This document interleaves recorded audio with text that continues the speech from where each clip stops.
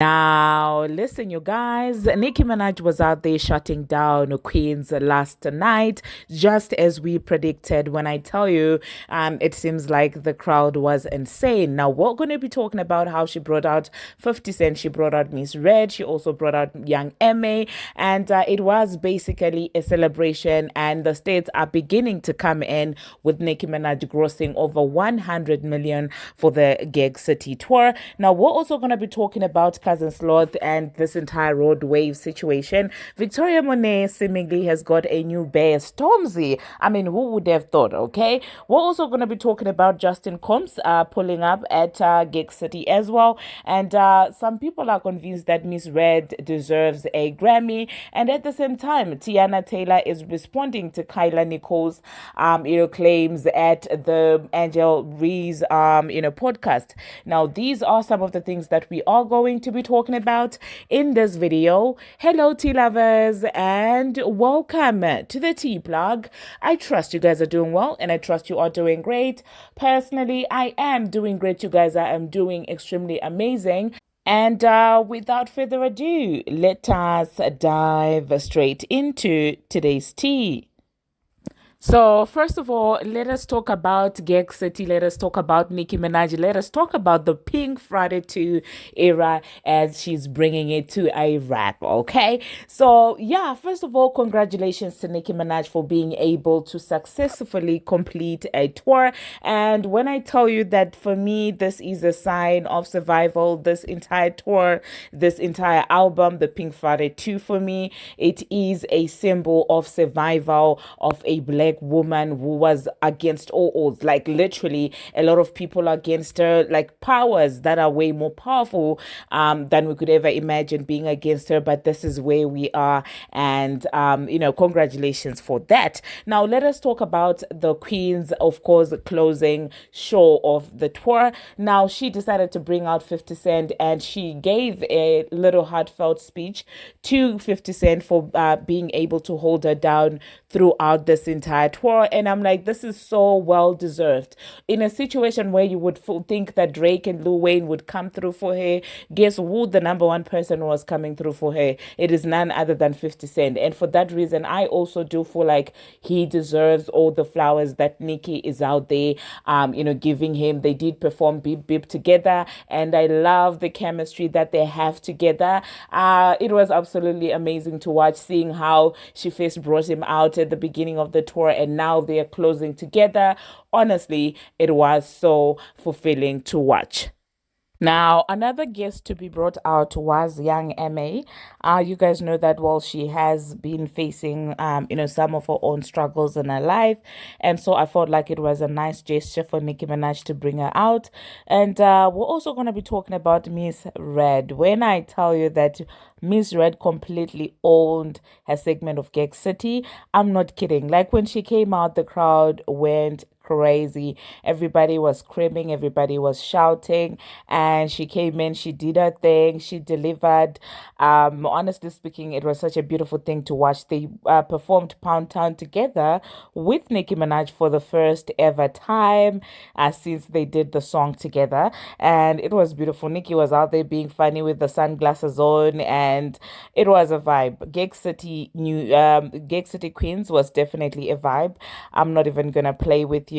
And I think with Miss Red, I've noticed that she does not really feed into other people's beefs, and I feel like that's going to help her in the long run. She's everywhere, okay? She's in a song with Cousin Sloth over there. She's in a song with Nicki Minaj. She's in a song with Lottery Ticket. She's in a song with like a lot of these females, and you can tell. And the funny thing is, she's on a song with Cousin Sloth, and Cousin Sloth is out there throwing shade at JT, but Miss Red and JT, they're cool. Like you see her in Gitavia's comment section all the time.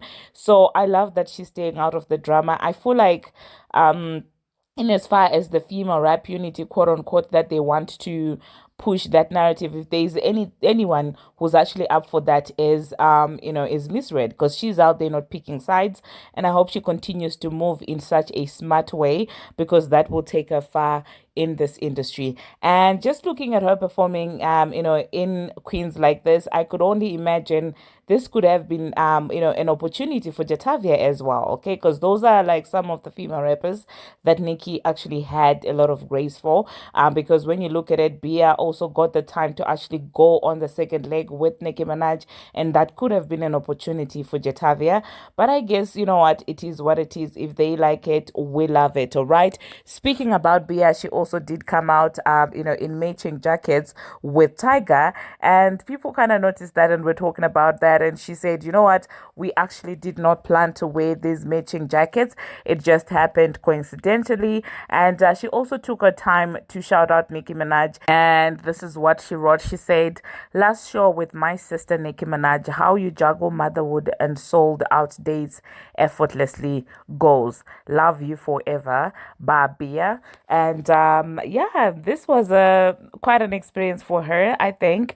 And I remember when I was watching that entire video that they did, the live video that they did after performing together with the Akbar V's and the Jatavia, she was kind of laid back, and people were like, oh, her energy is off, this and that. And I'm like, I remember back then when people were criticizing her, saying that her energy is off. I was like, you know what, you guys, in life, you will learn sometimes that it's the most laid back people around you that actually have good intentions towards you. Okay, it's usually, for me, I've experienced that it's usually those people that are not too much in your face, are not too much trying to show you that, oh my God, I'm trying to please you. People like that usually are genuine more than those that are doing too much. So I loved to see the tour ending on such a good note. Speaking about the tour, you guys, let us talk about the statistics, okay? When I tell you that history was made by Pink Friday 2, I am not messing with you, because as it stands right now, of course, all the states have not been updated, but as it now, Nicki Minaj is the highest ever grossing female rapper. She's the first female rapper to even reach the $100 million mark when it comes to touring. And as it stands right now, she has the fourth highest grossing tour of all time for a rapper. And she took to her Instagram also to celebrate this. She posted and said, hey Nicki, it's a message from somebody, I don't know who that is, but that person said, hey Nicki, I have some updated states for the Pink Friday 2 World Tour. We are now over 108 million gross. This makes your tour the fourth highest grossing hip hop tour of all time. Over 750,000 tickets sold across 70 shows. Really amazing, remarkable achievement. Congratulations. And this makes me so happy. This is amazing, you guys, honestly. And that's not all, you guys. It also makes her the fifth female black artist to actually also surpass 100 million in tour revenue for a single tour. And I think she joins the likes of Caesar. There's also Rihanna, there is Beyonce, and so honestly, it is so beautiful to watch. Okay, congratulations once again to Nicki Minaj, and thank you to all the Barbz who came out in support. It has been iconic, the tour, you guys, from crazy exes not wanting to miss out Gig City to Ops actually coming up to Gig City and declaring themselves emperors. We cannot even forget the detention in a foreign land. Oh my goodness, it has been such a ride, and it's very beautiful to watch it come to an end with such a lap of victory. Oh my goodness. Okay. So yeah, let me know in the comment section, you guys, what you think about the Pink Friday tour, and if you did attend, let me know how the experience was like, and what do you think the next era holds for us. Now, the next thing that we are going to be talking about, we're gonna talk about Victoria Monet. Now, Victoria Monet came out, you guys, and announced that she is now separating with her baby's father and stuff like that, and it seems like she has moved on. And this time she said, you know what, I'm going the British way, okay? Because tell me why Victoria Monet was spotted with Stormzy. Stormzy also was in a relationship, and he recently announced that they are no longer together. And I'm sorry, but I think that they are a kind of cute couple. And the way that they were just hugging, oh my God. I feel like they're cute. Let's see how everything is going to play out. I'm happy for both of them. Honestly, yeah. The next thing that we are going to be talking about, we're going to talk about Clifford, okay? I was going to talk about the Teyana Taylor thing first, but let's talk about Clifford. Clifford is out there saying that he's no longer going to be performing live. For those of you who do not know his government name, I'm talking about T.I., okay? T.I. is out there saying that he's not going to be performing live anymore because he doesn't need the money. He said he doesn't want, to be hopping up and down stage for the entertainment of people and things like that. And I'm just like, oh my God, I'm sure the settlement came through. I'm sure the money came in. You guys know that they recently just won this lawsuit. That can only be the only explanation why all of a sudden Clifford is coming out feeling that, he's too big for the stage.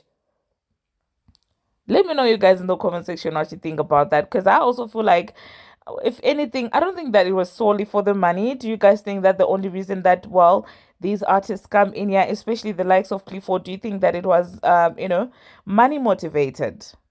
But then again, goals change as people grow older. So maybe he feels like he's just at a point where he doesn't want to huff and puff, like you said, jumping and performing for the amusement and entertainment of people. So let me know in the comment section, you guys, how you feel about Clifford's sentiments.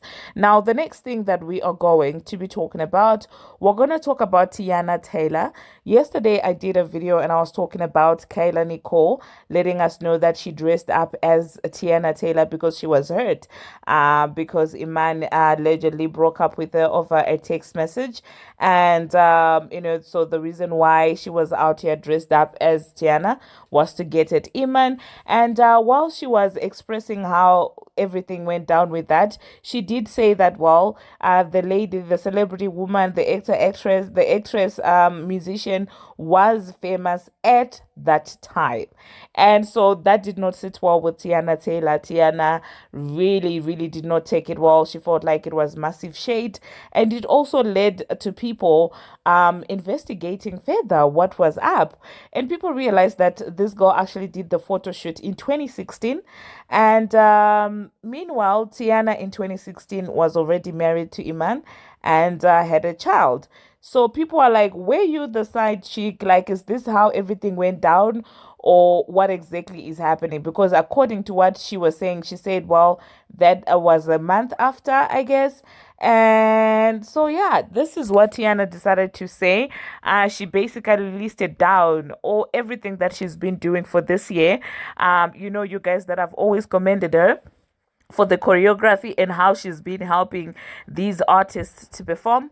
It seems like she decided to post all of these things that she has lined up for 2025, and she captioned that picture. I know 2025 gonna had to see Teyana Taylor coming. Me, you did your big one, God and did, okay? And people believe that that was basically a clap back at Kayla Nicole for what she said. And that was not all that she did, you guys. She also went ahead and posted a little meme on her on her Instagram, basically saying that, you know what, she's talking cack. And she wrote down this as well. She said, it's really crazy that everyone is allowed to bother me and be distasteful. Everybody gets to play while I move with grace always. But now I want to have a little Sagittarius fun too. And it's a problem. F the Iman part. I'm divorced and happily so. However, her choice of words were very distasteful and uncalled for. She knew exactly what she was doing. That lady said she was famous at that time and also said, I don't care who sees it. It was very distasteful and uncalled for.